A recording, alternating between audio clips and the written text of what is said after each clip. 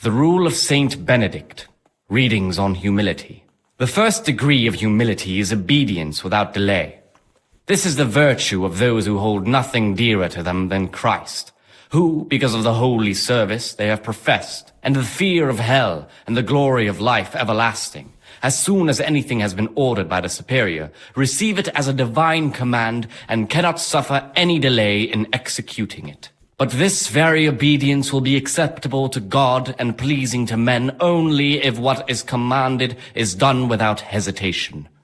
Delay, lukewarmness, grumbling, or objection. For the obedience given to superiors is given to God.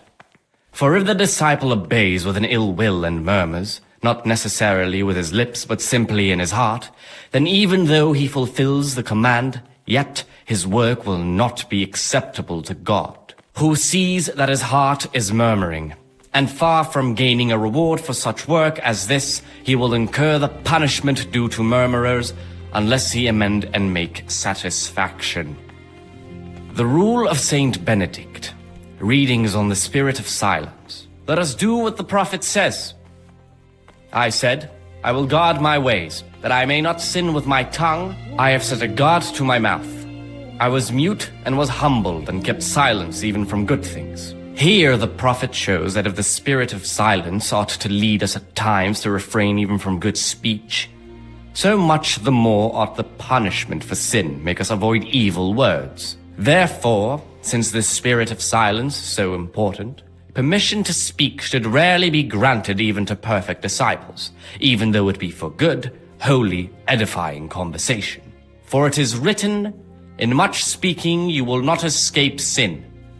And in another place, death and life are in the power of the tongue. For speaking and teaching belong to the master. The disciple's part is to be silent and to listen.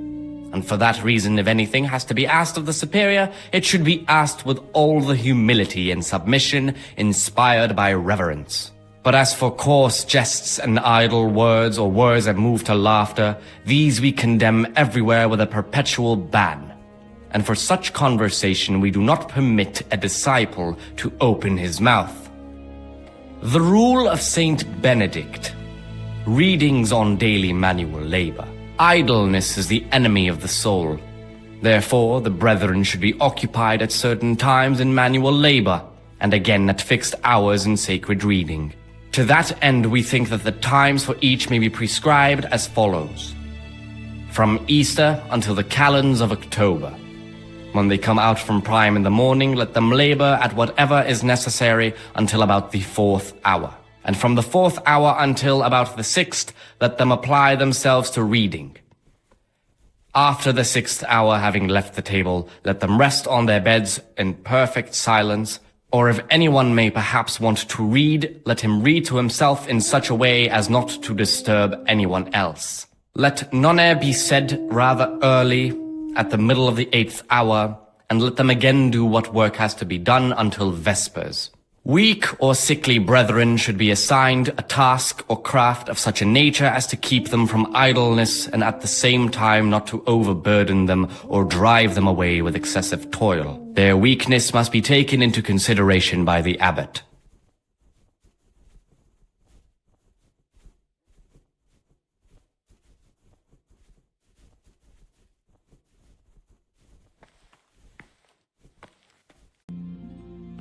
The Rule of Saint Benedict. Readings on the abbot. Therefore, when anyone receives the name of abbot, he ought to govern his disciples with a twofold teaching. That is to say, he should show them all that is good and holy, by his deeds even more than by his words, expounding the Lord's commandments in words to the intelligent among his disciples, but demonstrating the divine precepts by his actions for those of harder hearts and ruder minds. The abbot should always remember what he is and what he is called, and should know that to whom more is committed, from him more is required. Let him make no distinction of persons in the monastery. Let him not love one more than another, unless it be one whom he finds better in good works or in obedience. And let him not shut his eyes to the faults of offenders, but, Since he has the authority, let him cut out those faults by the roots as soon as they begin to appear. Remembering the fate of Heli, the priest of Silo. The well-disposed and those of good understanding, let him correct with verbal admonition the first and second time. But bold, hard, proud, and disobedient characters, he should curb at the very beginning of their ill-doing by stripes and other bodily punishments. Knowing that it is written, the fool is not corrected with words. And again, beat your son with the rod, and you will deliver his soul from death.